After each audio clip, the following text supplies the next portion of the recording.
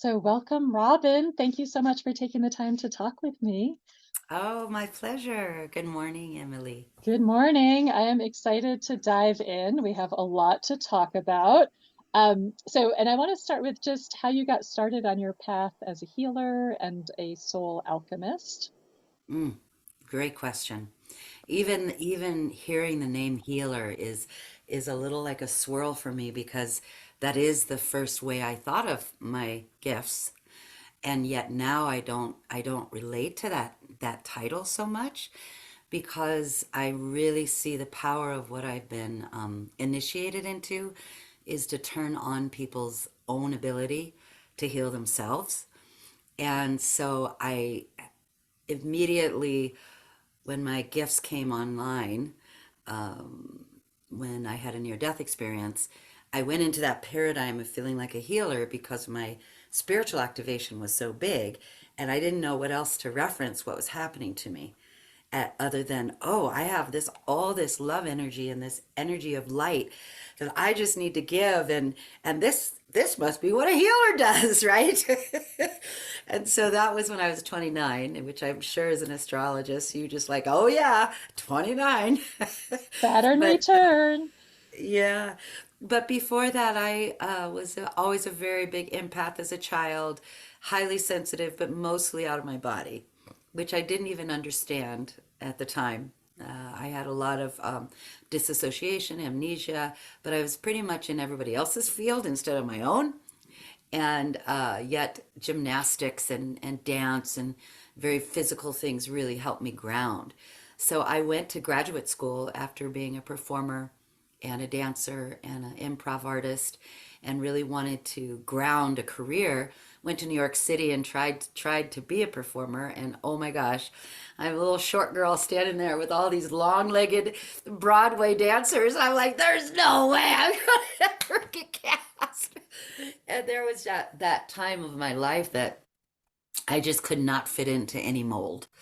And in my 20s, so I went to graduate school in dance therapy and social work, and it was a great program. They only took 4 people a year in the Hunter College, and I had a audition and a conversation and a movement audition. It was just really a profound entry for me, and it was the first time that I actually felt seen because I really understood the terms they were using about movement is the map of your personality. And they weren't using the word soul in graduate school, but they would say to your psyche, to your spiritual nature. And I really got a great foundation of my gifts were validated of being so sensitive. So I got 2 masters, and I was married for 9 years at that point, or sorry, 7.5. And then I went back to St. Louis, Missouri, in an attempt to have children, and my partner and I just fell apart. It was our hometown, and he got an illness, and I started seeing like, wow, I this is not my person. And I went back to dance and was very lost, really much into my mind, had a lot of academic focus of success. And my family was very, very bright scientists and academics. And I just was lost. And then the near death experience, the crash bang, the bam, you're not lost. You're just focusing on the wrong thing. So, I mean, I'm laughing now, but it was intense. It was an explosion in my life. And most of my relationships fell apart. I immediately knew this was not my partner, and it was very hard for me to explain what I was experiencing to my family and to my friends that were very smart and beautiful people and logical and grounded, but they had just had no way to relate to what I was experiencing. And that was 29. And then to make sense of that has taken me probably 25 years. And that's what the healing work came out of. And I could kind of give you a description of the download that has now, really made sense to me now, if that would be relevant to your question. Yeah, so the near-death experience was a kind of I don't know, spiritual intervention or disruption, just something Yeah. that just like severed you from the life that you were leading and Yes. took you on a very different Yes. path. But then I would imagine just finding a way to contextualize what had happened when it was Yeah. something just so that just didn't fit into your then reality. It did not fit into my paradigm. I was very much focused on the social work paradigm that you're only what your environment sculpts you to be. But then my family was very much into DNA and biology and genetics. And so it was either, your environment or it was your genetics. And there was no room for, I'm an eternal soul and you have an experience here that is unique to you and you have wisdom beyond these years or beyond your body. So none of that was part of my journey, even though early in my childhood, my dad was a fundamentalist minister. Ah, So he had polarized into a very dogmatic perception of spirit, then came out of it when I was 10. And my older siblings were really, painfully indoctrinated. When I went into a spiritual paradigm, they were like, ah, no, because they had really been abused, frankly. And so was I, but I didn't have as much connection to it.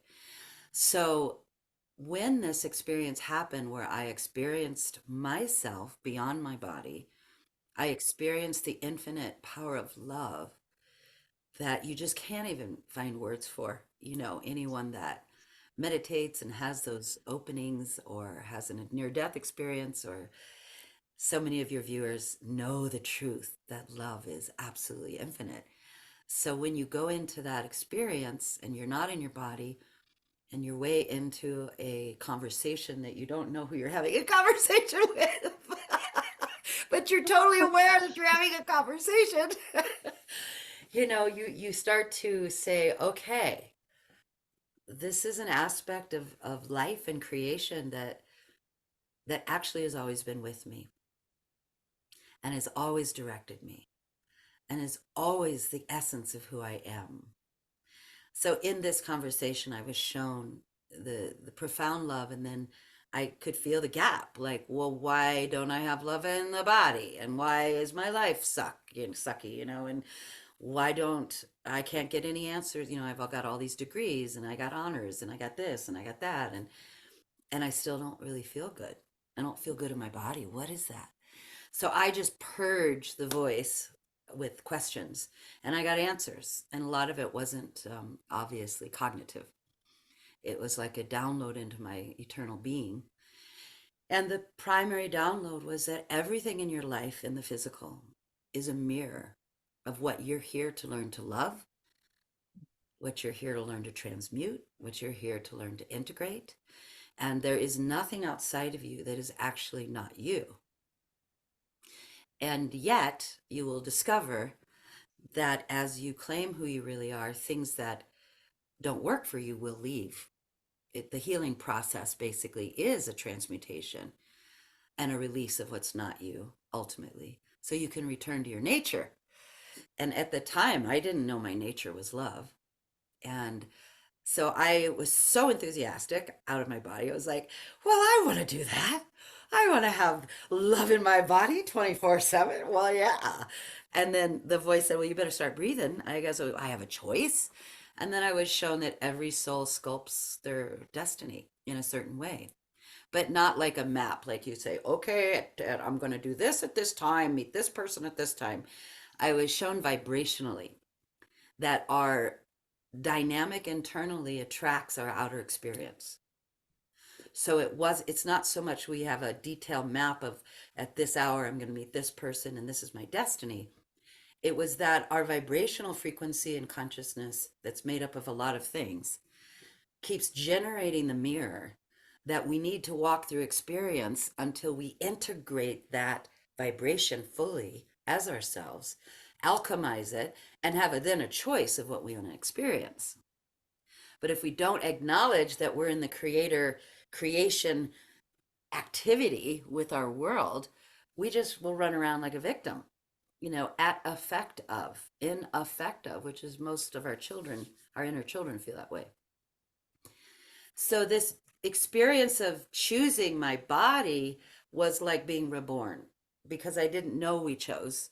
I didn't know I was an eternal. So all of that just happened, bam. And yes, I want to be in my body, and I'm committed to learning about love. And love is all that matters to me, and nothing else really is relevant.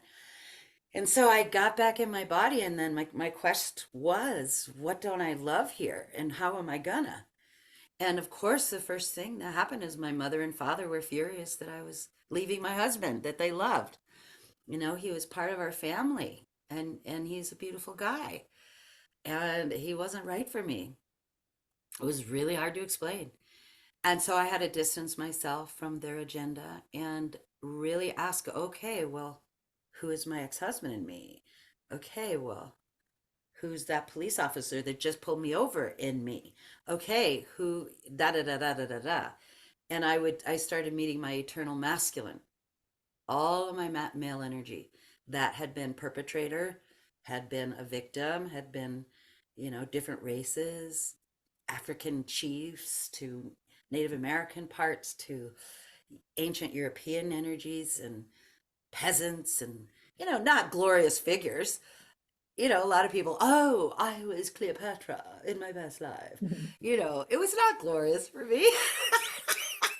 And there were those energies that were very high frequency, but they were manipulative.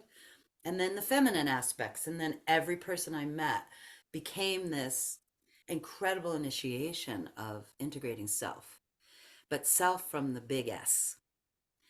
And yet, fascinating enough, now looking back, those identities burned up. Like when I close my eyes and feel my inner sanctuary and my inner field of self, those identities are not personal to me anymore. The wisdom is in me. The experience of healing the male female division that I had to do is in me. But the identities now aren't relevant to my journey, which is fascinating because these are new times. So the soul alchemy work that I do, that I call soul alchemy, came from that initiation and then pursuing that question and then learning from people that would put their hands on me what worked and what didn't in my healing quest, and really worked with a lot of different kinds of healers and modalities. And then I met my current husband, and it was really clear to me that it wasn't the modalities that healed, it was the love field. Mm. And that's where soul alchemy was born. It was with my husband of 23 years now that we committed to saying, let's uncover what works practically on this earth and let's dismantle what doesn't. And a lot of the dismantling has been pretty provocative because it pushes right up against a lot of our training as practitioners, as healers, whether they're ancient strategies like acupuncture to, you know, um, some of the more classic medicines that we've all studied, whether it's naturopathic or medical model or whatever it is. The real healing agency is love frequency Mm. when the practitioner is with someone. So we've cultivated now a way by which we help people reclaim that through a rainbow light process. And that process is really our nature, meaning we turn on our nature using a technique that we've cultivated over, gosh, I'd say thousands of millions of years because it's really not mine. I mean, I don't feel like I own it. I'm just a carrier, I would say, of something so authentic to so many of us that we recognize it.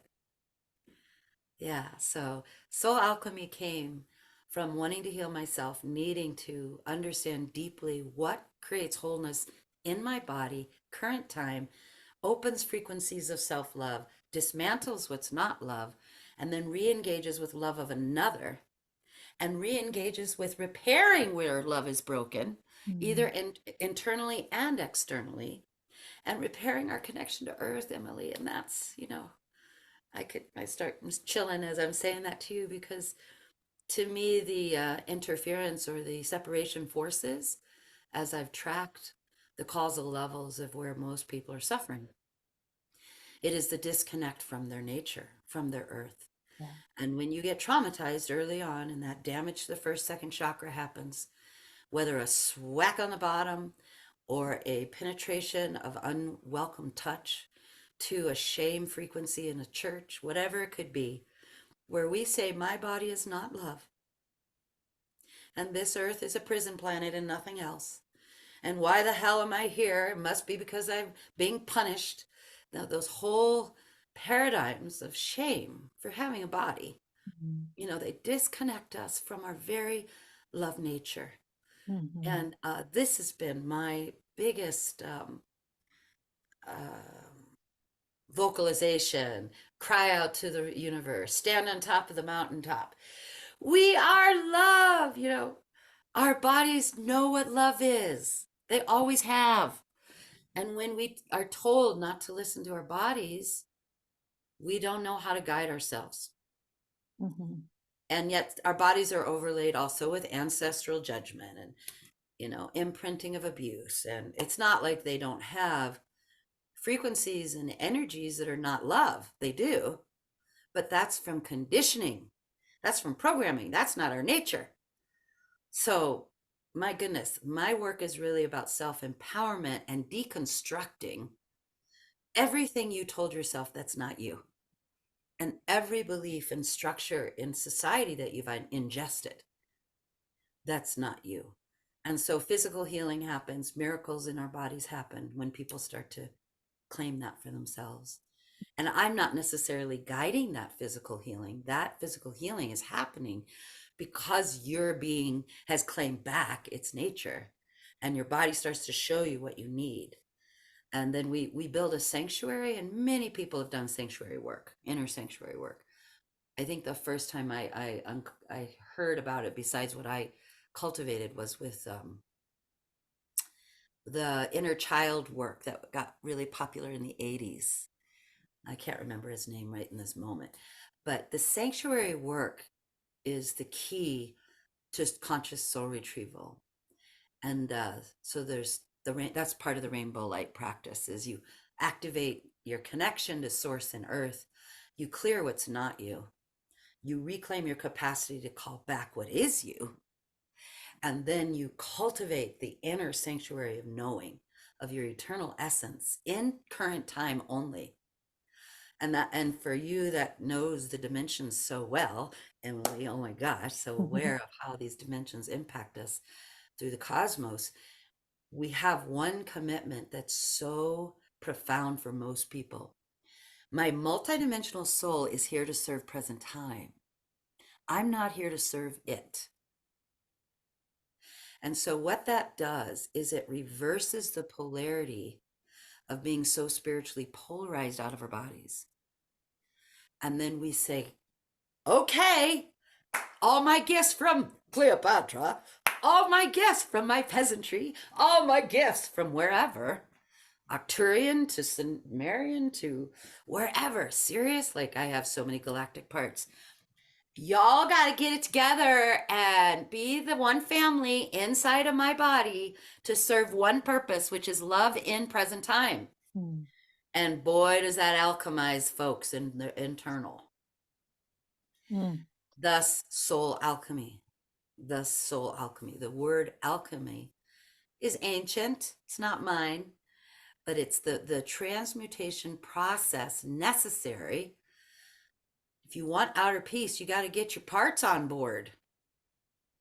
Your inner child's got to stop rebelling from your inner feminine that says, no, we're not going to have 10 pounds of chocolate because you're depressed today. And your feminine has to stop manipulating when she's hurt with the male. And the male has to say, okay, I'm going to feel my feelings. I'm not going to be defensive and all shut down. Whatever the patterns, they're right there. And they're in us. We don't have to look very far. It's usually, the guy or the gal in the next door, or our neighbor, or maybe even our sibling. Whoever you got the biggest charge with is usually your biggest teacher Mm. around this issue. Mhm. So, Soul Alchemy was born of all of that, and mostly through healing my denials and my obstacles towards loving and being loved in my marriage. and then having babies and like, wow. So it's really anchored in family, Mm, in what is in my inheritance that doesn't work. What is my eternal soul here to transmute?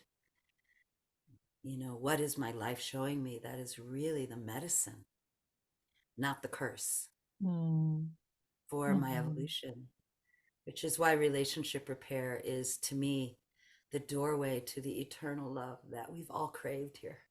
mm. Yeah. Okay, there's so much here, Robin. This is amazing. And I love this kind of distillation of what's really going on and what's the priority and what is the essence of the work Yeah. that, that we're, I think, all here to do.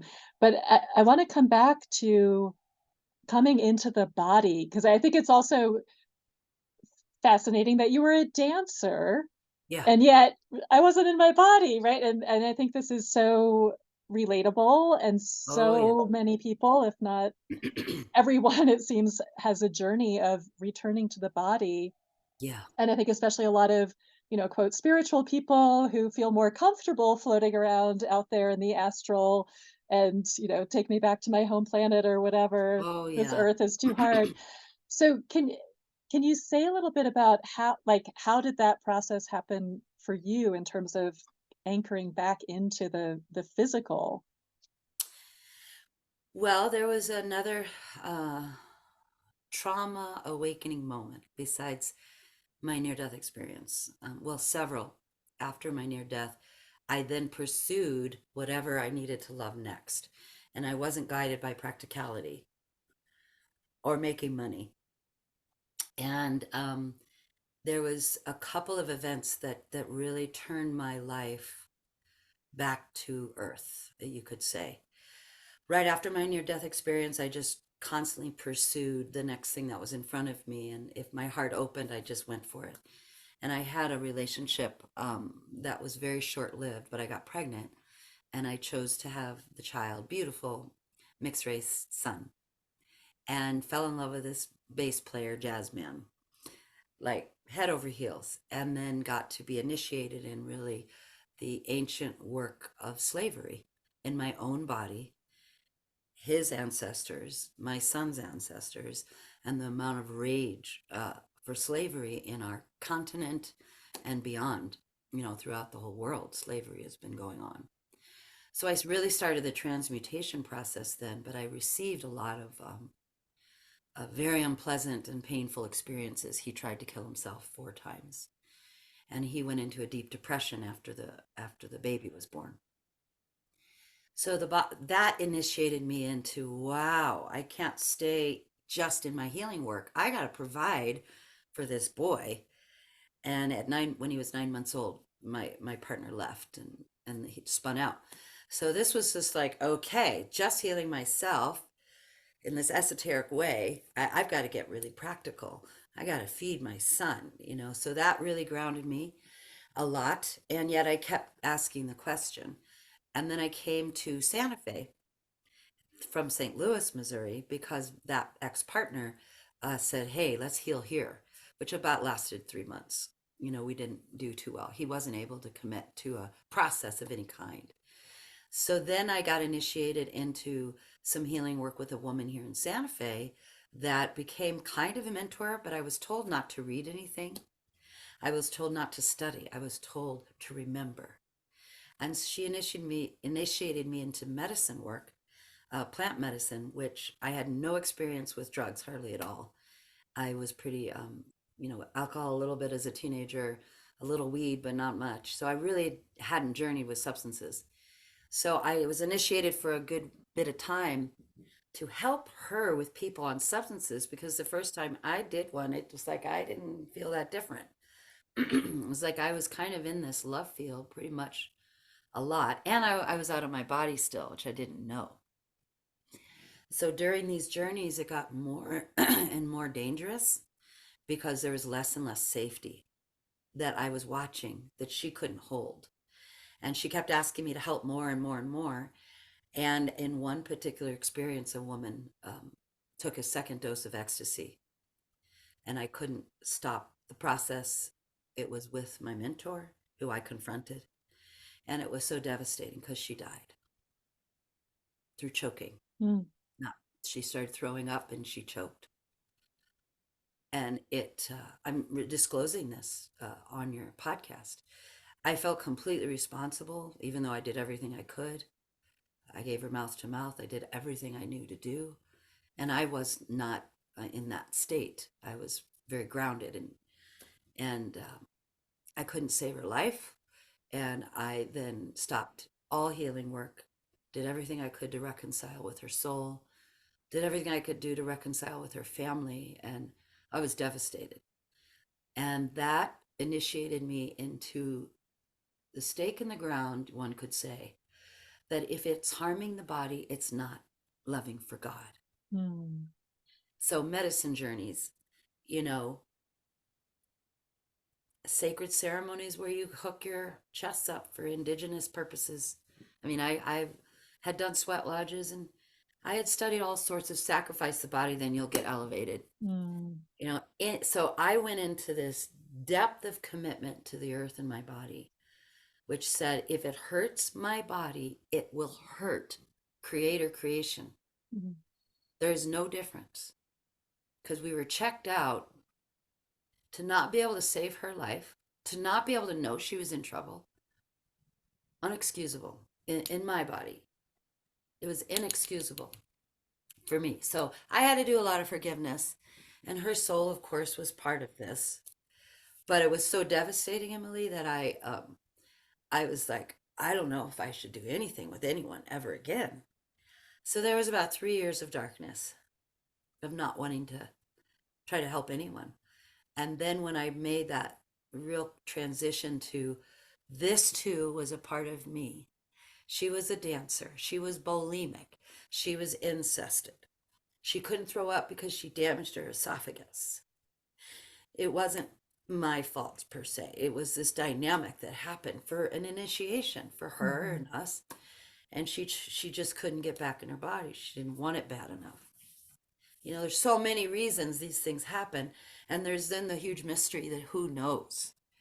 But what it did for me is it placed me in a position of how does love want to express in my life around this issue. So Mm. I was not going to do any medicine. I became very, purist, and I got very committed to healing with the dimensional work, conscious soul retrieval, getting in the body. Why do we have a body in the first place? Let's really become embodied. And that's before I met my husband currently. So I had that initiation and then I met him at 39. So very painful initiation, horrible, sacrificing our bodies for what? And then it shows the Christ twist that so many people believe in, sacrificing body for the purposes of elevating us to God. All of that just became nonsense to me. And it is a path. I don't want to judge anyone that's choosing that path, whether one's indigenous and ceremonial or, believing we have to sacrifice ourselves to save our children. I would still run in front of a car for my child. But in terms of healing work, in terms of going into healing ourselves, the only thing I'm willing to sacrifice is the lie of who we're not. Mm. And we are not here to cause harm. Mm. In my view, we are not here to harm our bodies or to harm another. That's nah, nada, nada. It's Mhm. not part of why we're here. Mhm. So as you can see, I'm still emotional around it because I feel so strongly that this is the misdirected spiritual work that we've got to repair. Yeah. And I confront young people all the time. Most of my clients are coming out of the medicine plant journey experience where they can't get in their bodies. They've been elevated into plant medicine and see the dimensions and see the worlds of potentiality. They see the divinity of everything, and then they can't integrate. Right. They can't ground it. Or even following a guru, some of the most blessed gurus of initiation, but they can't, they're in bliss and they can't make their life work. Why is that? Because they're not going into the shadow material of their wounds in their body that they need to address in order to hold the love. Right. And every time you have high states of frequencies of love, what's not love comes up. And most people don't know that. They think they got to do another journey. They got to get another session. They got to go see another guru. They got to da da da da da da da. And really, what's happening is alchemy. Wow, I just made love with my husband or my wife or my partner, and I feel like I want to kill myself the next day. What the heck's going on?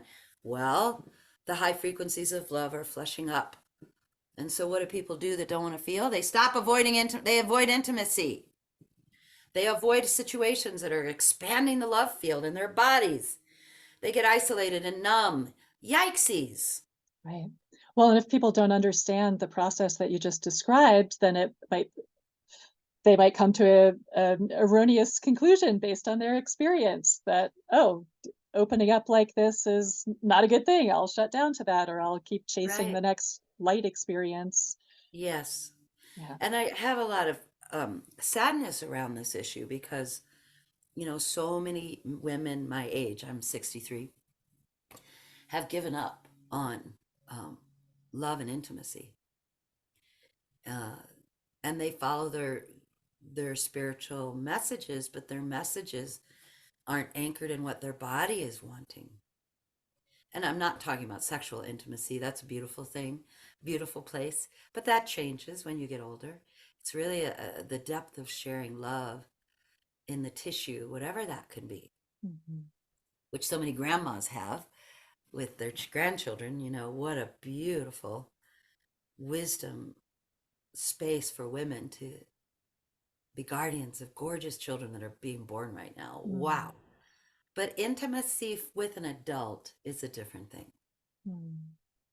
Mhm. another adult. So, Okay, and I want to come back to that. There's so much, Robin. I want you to write your memoir. I mean, just your personal experience is just so profound, and wow, what um incredible initiations that yeah, could have completely shattered, or maybe did shatter you, and yeah. you were able to bring it, yeah, to bring the pieces back together. And it is a continual journey where if there's another part that I haven't not met or a part of my body, and I get a lot of body work, which sustains me beautifully, but I'm always willing to feel and meet more of me that is awakening to more awareness. Mm, Awareness is our safety. mm, Awareness is our safety. I have a dear friend that says that all the time. That's studied Rolfing and biodynamic healing work and cranial sacral. He's just a great guy. And we have that alignment. Awareness is our safety, not checking out. Yay! mm, mhm, mhm. Yes. Okay, so I want to take your profound wisdom, profound and hard-won wisdom of this perspective that you have, and turn it toward, like, zooming out to the big picture. Yeah. And so how do you see, I mean, I know there's so many ways we could frame where we're at collectively, and a lot of them could be very depressing and negative and apocalyptic and terrifying and whatever. And I know that you hold a different perspective on what's actually, like, what's the deeper process that's unfolding Yes. for us in the collective right now. So yeah, can you speak to that? Yes. Thank you. So I'm actually going to do a prayer with you right now Mm. because there's something that wants to be revealed that I haven't thought through or I've ever said before. Ooh, If that's okay with you. yeah, Okay, because you're connected to many, many beings, and I want to talk to them as well as you, if that's okay. great. All right.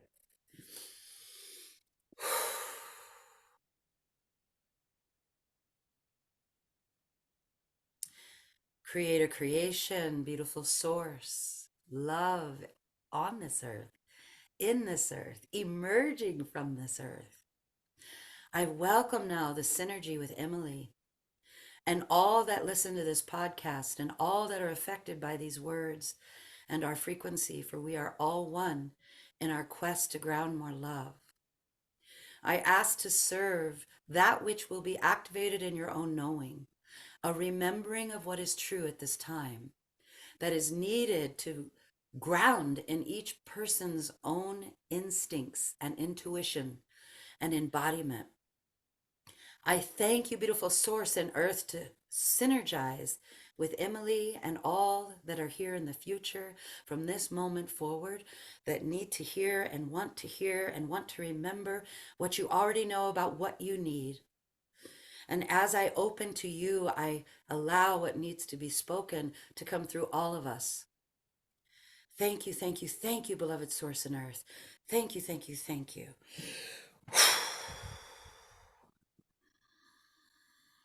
So, the first thing I'd like to invite people to consider is, just like I spoke a moment ago, the principle of love is anything unlike love itself has to come up into the field of the earth. Why do our bodies hurt? Why are we becoming seemingly so toxic? Why do I have a rash that I never had before, except when I was 4? Why do my knees hurt? Why? When there's a high frequency of love generated from earth, from our bodies, and we say yes to it, which is happening, cosmically, you're talking about it, Emily, the earth is going through a transition. It feels like it's already mostly happened, but our bodies have to join it. And in order to join that, we have to cleanse, purify, purge, transmute what we have not loved in us. Mm. And so that can look all sorts of ways for all sorts of people. It can look like your relationship that you've been denying is unpleasant and doesn't generate nourishment is now on the table to end or transform. It can look like this job that I was being served by for so long, I could kind of go and numb out and do the thing that I really care about. You can't compartmentalize anymore. The you that's at the center of your being has to be everywhere. We can't put ourselves on shelves and then go do something else and then go back and put that part back in our bodies. No, we are who we are everywhere we are. And if we try to split that apart, we are going to be miserable. Miserable. So anytime that we're playing out identities and we're not unified in that identity, we are going to be in suffering because that gap attracts energies that want to feed off of us. Mm. Mm. What is it that's leaving? There are interdimensional entities on this plane and many planes of our realities that don't know how to connect to source. And this is the key. They either don't want to, they don't know how to, or they biologically can't. And there is as many theories about this as there are probably people. And as you've interviewed Kate Montana, the Cracking the Matrix, she researches all this. I experienced this very soon after my near-death experience. These are beings that are not human. They are non-human in their identities. They are non-human in their perception of themselves, but they often integrate into a human form. Mm. They're masquerading as human because they're into the human life force field, feeding off the human genetics, sometimes woven into the genetics, woven in through an ancestor, woven into our psyche, our mental body, most often is being interfered with by these beings. Because the mental spiritual body is usually regulating what we're thinking about, and where thought goes, we follow, usually. That's how we've been programmed. These beings usually infiltrate the mind first, but not always. They often can come in through the astral realm, unhealed emotional pain that we don't want to feel. So what's happening is those beings that are not us are acting out. That are not Acting out through us, just to through us, but clarify. around us. Okay. Around us. So who are those folks that are really hijacked? We don't have to look very far. It's anybody that wants more money, more power, more sex, that's addicted, that's trying to get high, trying to get somewhere else other than what is. There are folks that are so obsessed and compulsive in a arena where they cannot feel the purpose of love in their body. It's just not enough. Everybody, I believe, has a spark of love in them, even if they've got these entities on them. And that's what I go for whenever I'm with someone, is can I help fan that spark of love so they can feel the difference between their spark of love and what's not them. So on the planet that's at this time, there is a purging of and the acting out of what is calling for healing. Now, in the past, I used to believe I could just send love to those dark forces and I could heal them because, for heaven's sake, I've integrated my Christ consciousness. And if I bless them enough, they're just, yeah, they're going to heal. Oh my gosh, was that ridiculous? I've only learned that that doesn't work through experience. Mm, A lot of my clients early on were in cults and satanic abuse patterns and in CIA operatives and mm, in horrific dark force stuff, because that was my initiation. I was like, I got to figure out how to love everything on the planet, right? So, well, my being said, all right, check this out. We got, people that can kill. How can they get there? So everyone I ever worked with that could kill was taken over by another being. mm, It was not their nature. And they were programmed into it through their trauma. mhm, So, with this understanding, I look at the murders, I look at the war, I look at the annihilation of our earth through all sorts of toxicity, all of that through those eyes. Ah, this is the non human masquerade acting out. And what can we do? Become more empowered, sacred stewards of being human and say no. But we can't say no by sacrificing our physical body. We're not going to go up on the cross and bleed ourselves into sacrificing ourselves to save other. That isn't working. Oh, we've got to get engaged. We have to get engaged at the very base level of our life. If you don't appreciate or like something that's happening in your home, you've got to address it. Then from that, you get invited into, I'm in this council all of a sudden talking about the water in my neighborhood. Oh, the next thing, whoa, I actually care about what's happening at my school. If we disengage from what's right in front of us and don't see that as part of our love path, we are missing the moment. Everything that's allowed to happen in our face, right in front of us, without us speaking up, without us doing something, without our opinion about it, without the love coming into that space to say, this does not feel loving to my body. This is not correct. When we allow that, we are giving our power away to these forces that are not more powerful than us, but we've just handed it over. So we've become a very big, complacent Western culture, in my view. And then if you're still believing that you're you're just here as a victim on this planet and you're waiting for your next meal from the authority that feeds you, you're disengaged from the power that this earth has given us to be nourished by it. So we are returning, in my opinion, to the truth that we have way more power than we realized. mm, We are being invited to action, love in action, which is, I talk about that all the time. Love is not just a frequency, it engenders and nourishes vitality and mm, action mm. in your body. So for me, the love warriors, it's like this.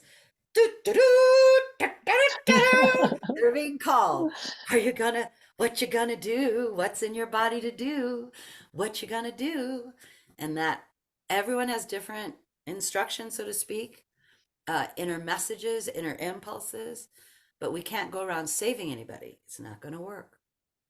We have to come from our wholeness and work with those that recognize our frequency as love, see who we really are, and let go, unfortunately, painfully, of people that want to naysay, put us down, not join the team, of love and action, Mhm. and reconcile those relationships as best as you can, but not spend our energy trying to collaborate with people that don't have a basic commitment to themselves, Mhm. to love themselves.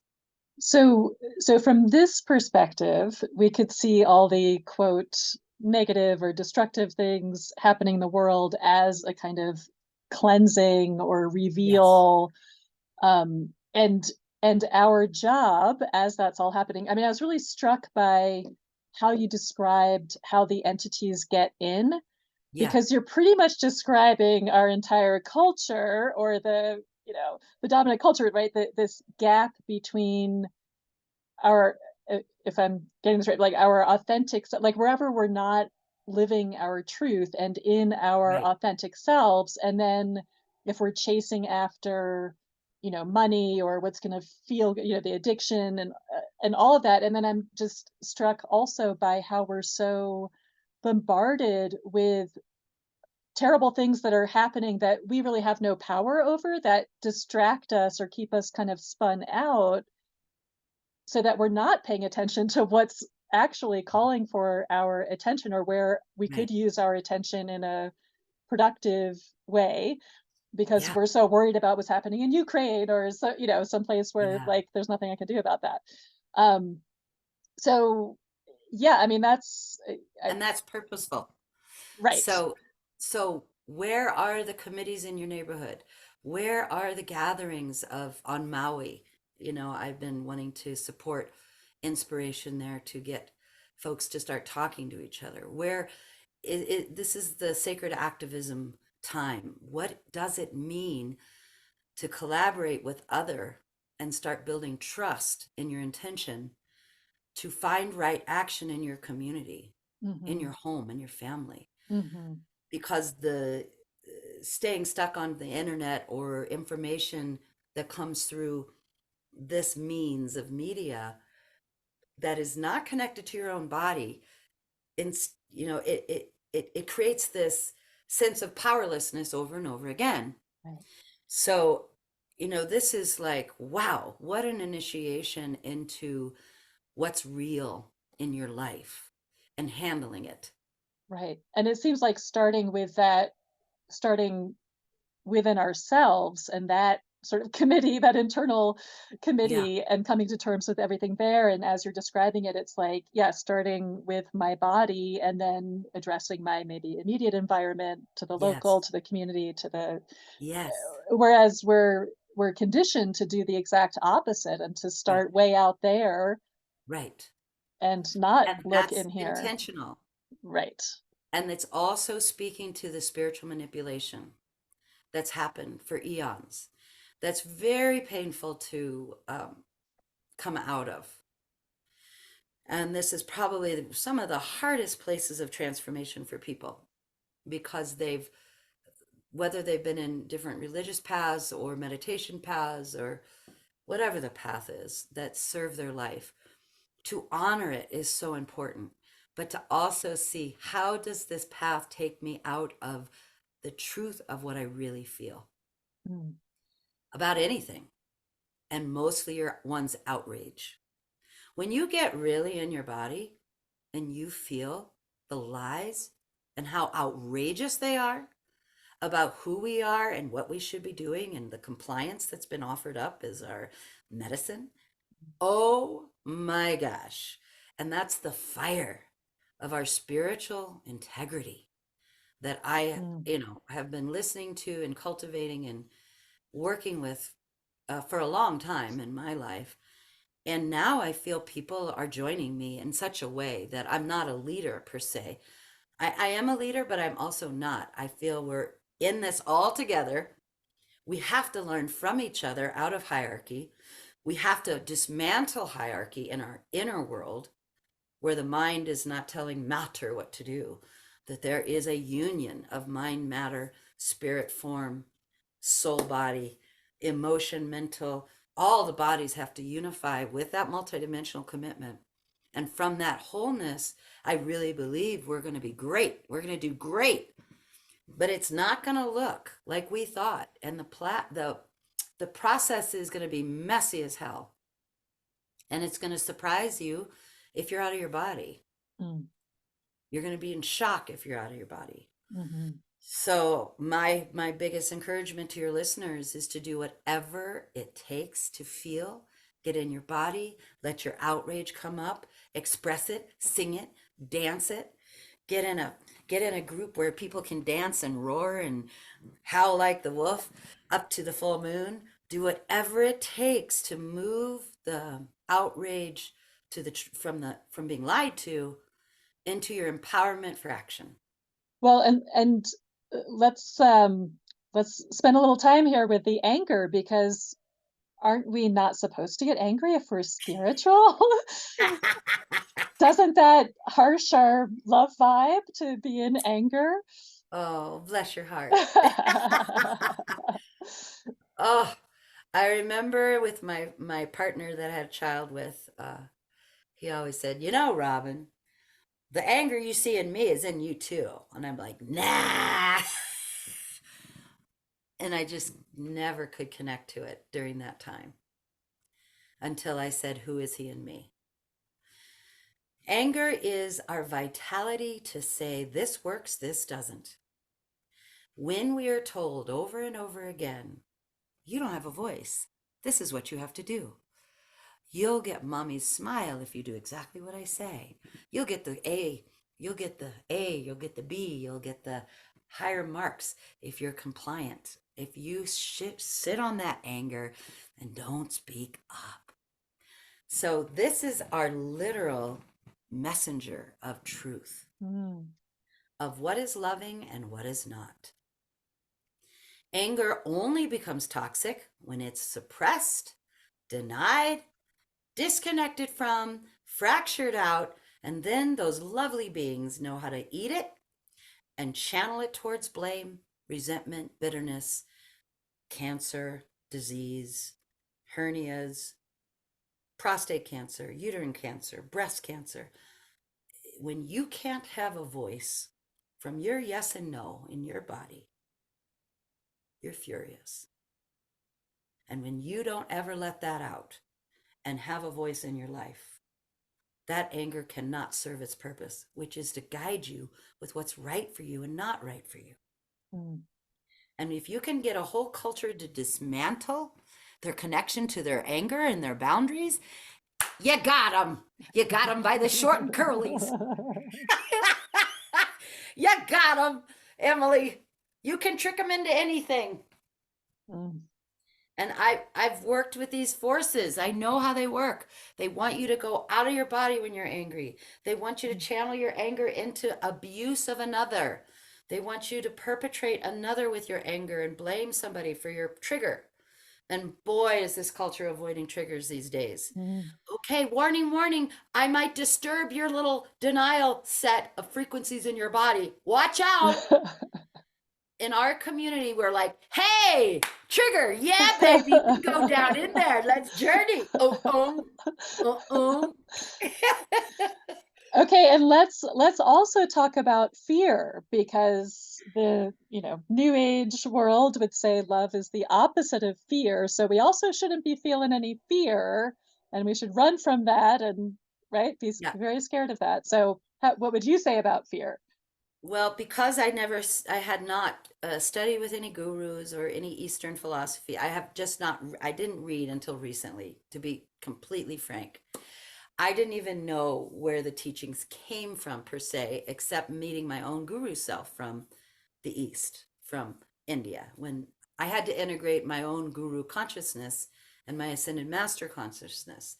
And it was those parts of myself that said, you don't have to feel fear, just stay over here in this field. So Mm, I learned about this by doing it in my own body. Again, I want to preference that. mm, So I'm not here judging any particular guru or any particular message from any particular teacher. This is what I learned in my own multidimensional integration. So I just want to say that. So in the guru matrix of my being, the purpose was to pull energy and light by helping people avoid their bodies, their fear, and their anger. mm. And the purpose was is to get people out of their bodies so other beings could feed off of those negative emotions. And much of the incest, abuse of young women that we have heard over and over again with gurus, where they have a following. I mean, right here in Española, right here. I don't need to name him. However, he's passed now, but I've had people in this room with children that were sexually violated at 11 and 12. Mm, This is common, common, common. Why is that? Because the distorted guru path, just I'll say it distorted, pulls people out of their body so then they can be manipulated in the lower chakras and fed off of sexually. If you're not in your lower chakras, you can't say no. Once you get your spirit in your lower chakras and you say, Soul, our work is here to love our fear, then the fear is again the teacher of what's actually happened to your body. So you've got to get your fear back from the astral forces, the astral vampires that are feeding off of it. Once the fear comes back to you, then you can process your trauma. Once you can process your trauma, there's no gap between what's happening in your body and your spirit and your conscious mind and your emotional body. You're not gapped out anymore. You're unified. If you can't love your fear in your body, you can't heal your trauma. mm, So you loop and you loop and you loop into another technique, another process, another meditation, and you meet somebody that triggers your original trauma and you can't even look at them in the face. Your life is going to keep showing you where you don't want to love yourself, mm, or you don't love your trauma. It's going to keep coming up. Why? Because your eternal soul is calling for healing. Your nature is to become whole. When your life keeps showing you a trigger, it's because your infinite intelligence is saying, love that fear finally so we can be done with it. When I love the core of my fear, it's not a monster anymore. It's just another energy of frequency. And now when fear is in my system, it's like, oh, something new. Wow, come on, show me. And I let it express, I let it move, I let it shake. That's why movement is so important. And all the trauma research talks about animals going into trauma, shaking it through. That's our nature. Let it move. And mm, once it moves, then the wisdom comes. Oh, but if the body is suppressed, if the spirit says no, if we have all this control through belief systems that we're not allowed to be ourselves and in our body's nature, we can't process our fear, our anger, our terror, our shock, our trauma, our move, can't do it.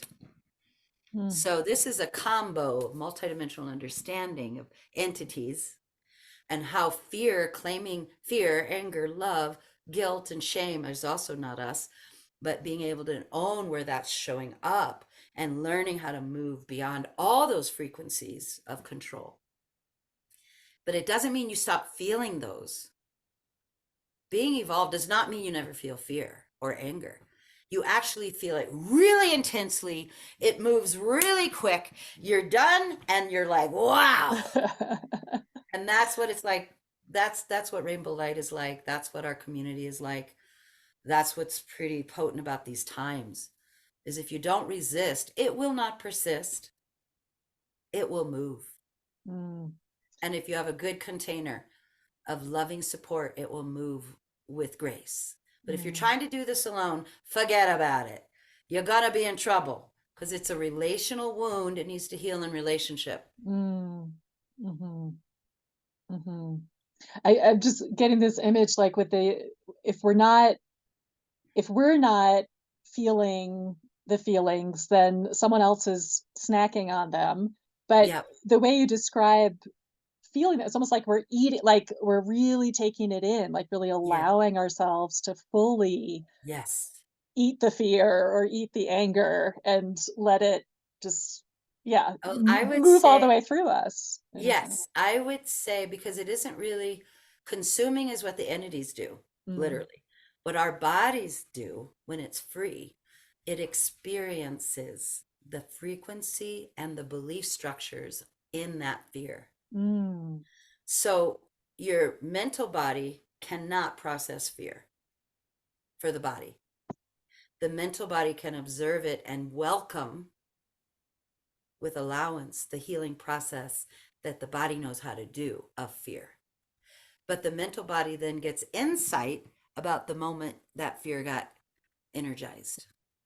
The mental body can observe and have infinite connection to the mind of the creator, of God, if you will. However, it cannot direct the healing of the body. The body knows how to do it already. The emotions know how to move themselves. The river doesn't need someone saying, hey, river, why don't you try to go to the right over there? How about it? Try it over there. The emotional body, the river of life, knows how to move. We don't need to direct it. The mind doesn't need to direct it. The mind has to say yes. So when fear moves, it turns to excitement. When anger moves, it turns into passion for action. Mm. When guilt and shame leave your body, it turns into worth and value of self. Guilt and shame are not a human emotion. They're Mm. actually the interference. They suppress the vibration of the river moving. Mm. And I only learned this through diving in with the satanic cult work through the Catholic Church. If I can get you to feel ashamed and guilty and take on that matrix in the mind, I can suppress your natural movement in your body. Because your body is sin after all, right? Then that sexual healing starts to happen with all. How did all of these children got abused by priests, Emily? They had to buy the lie, hook, line, and sinker that they're sinners in a body. Mm. How could this go on for eons of time? Priests abusing our babies. How come? How come? How come? How did mothers allow that? How did fathers allow that? They had to feel guilty and ashamed of their own sexuality and not love their child's sexuality or their, I could go on and on about this because I'm very passionate, as you can see. Mm-hmm. So Mm-hmm. all of our Yeah. emotional body transforms into medicine. Mm. All the negative emotions, once they're loved, they have a path of healing. That's our nature. Mm-hmm. So powerful. Okay, and I know we're coming up on the hour, but I just want to go back to what you were just saying about how because our wounds happened in relationship, we need to heal in relationship, which is, I mean, talk about shame, right? It's like, oh, I don't want anyone to see this part. I'm just going to hole up and go really deep in myself and heal this and make it all look good before I have to engage with anyone else. But that doesn't seem to work, right? So, yeah, tell us what you've learned about having to heal through relationship, needing other people to do that work. Oh, wow. This is so dear to my heart because it to me is really the call of the Aquarian age. Mm-hmm. So most of my healing work, the first after my near death experience, was so alone because I was just trying to say, how do I love this? And how do I talk to God, talk to Mother God, talk to the. I was trying to do it in that esoteric question individually, and I felt so alone in my family. And then I started building relationships based on let's find out the truth of how to heal this. So that was the purpose. And then when I met my husband, Joseph, it was clear that, oh, I would love to be able to go do this on the table with my body worker, but it actually comes up when you're, saying that to me the way you just said it. It's actually coming up when we're making love and I can't, I disassociate. So all of the techniques I discovered were how do I stay present and how does a person hold space for you when you're in the middle of a trigger. Mm. So that has to do with having a inner system of yes, I want to feel my triggers. So number one, in a relationship, you've got to first have a foundation that everything is welcome to rise.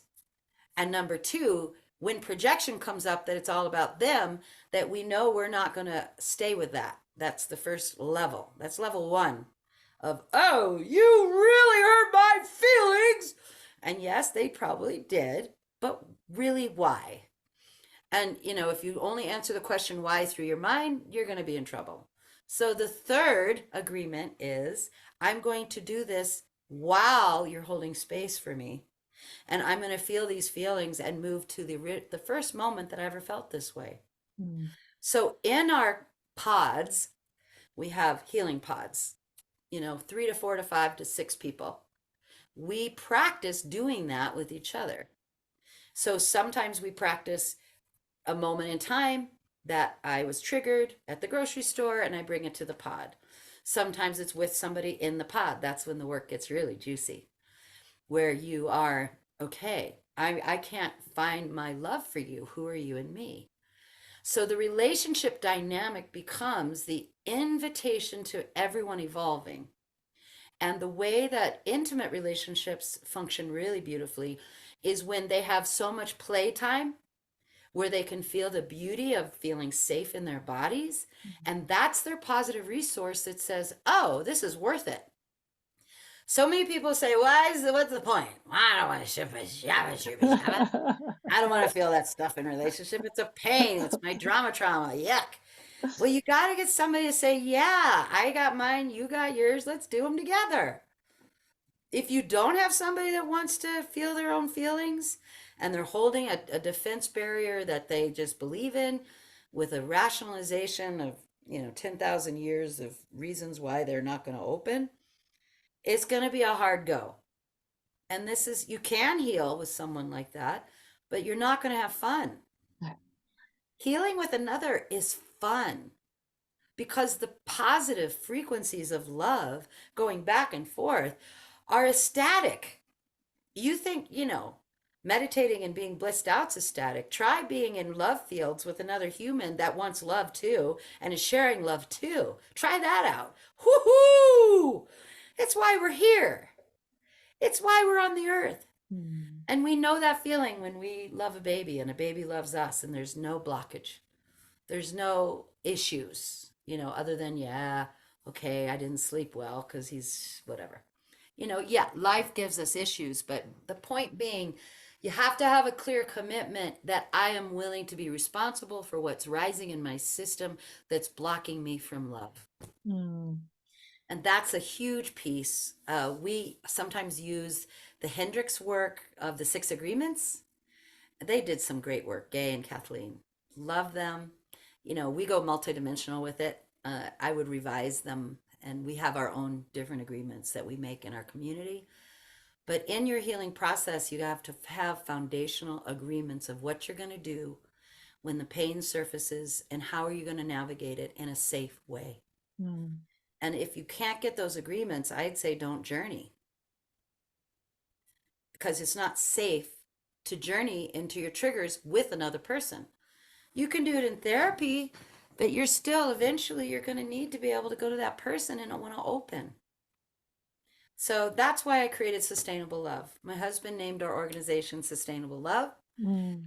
Love is something you have to choose. Well, love is here, but in order to keep it going in relationship, to sustain love, you have to keep doing your work. You have to keep being honest. You have to be willing to be transparent.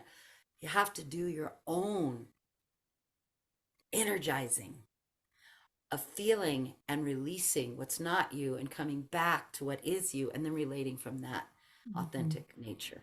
Mhm.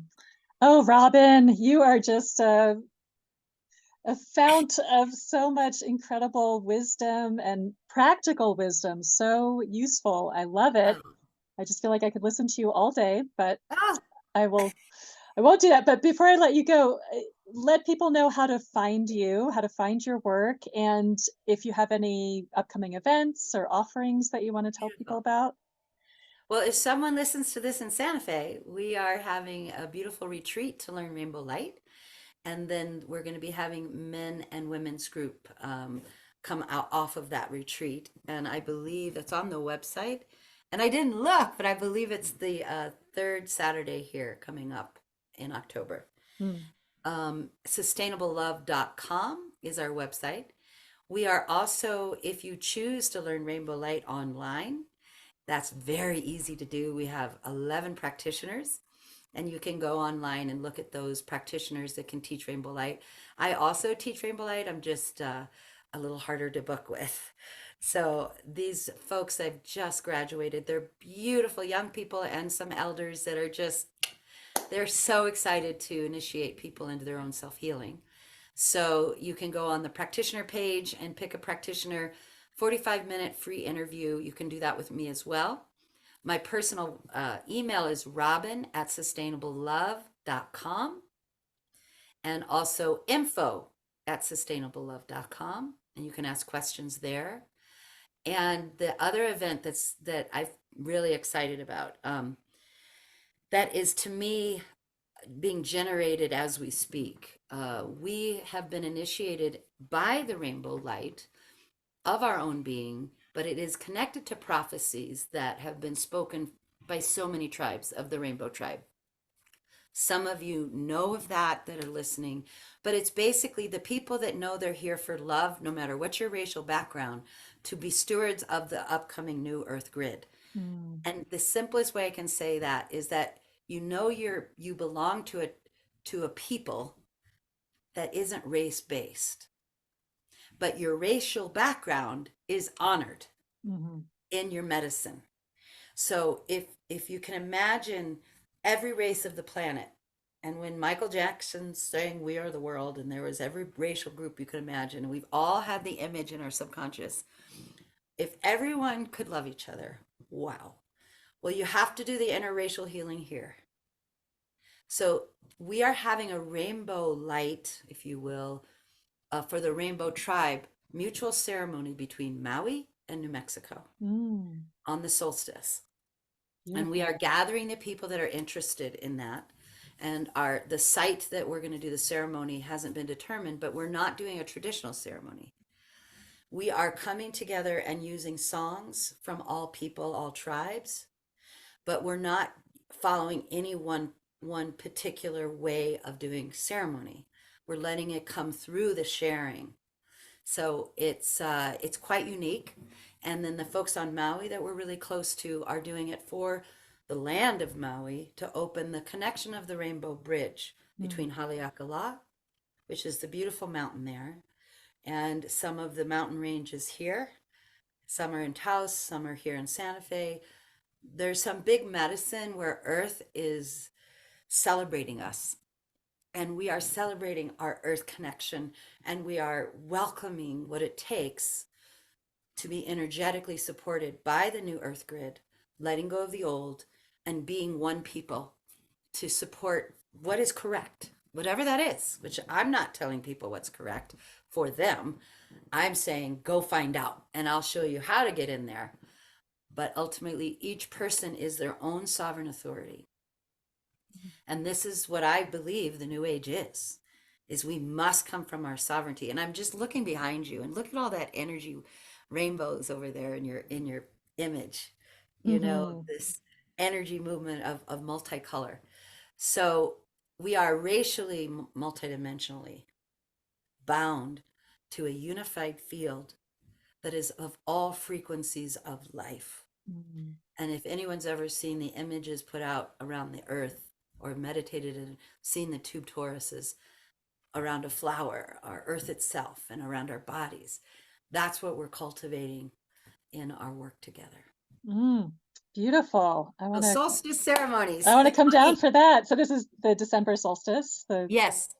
And we have beautiful. constant gatherings here online, also through Rainbow Light Work.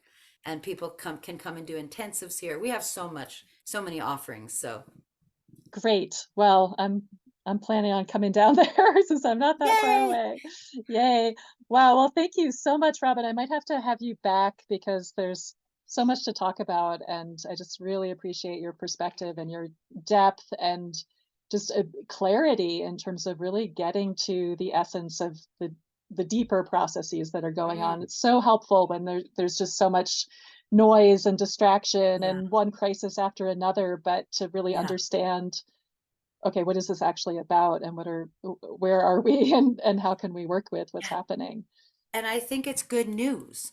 We Mm, are we are in the transformation of our earth and our bodies, and we can do this to birth the new earth and in mhm, us, and we can do it together.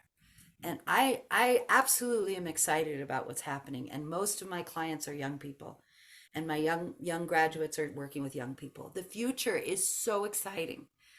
So I love people, Emily, and I love our new experience of loving each other. So I'm so happy you invited me here. Thank you, and thank you to Kate Montana for connecting us, the Oh, brilliant yes. Kate, and I look forward to more collaboration. in the Thank you future. so much. And thank you for ending us on a positive note and higher vision. We so need that perspective that Oh, it's not the end of the world, or it is the end of no, the world as we know it, and there's a new world yes. being born. And it's happening simultaneously. Hmm. Yeah. Hmm. Oh, beautiful. Thank you, Emily. Blessings to you on your gorgeous commitment to life. Thank you, Robin.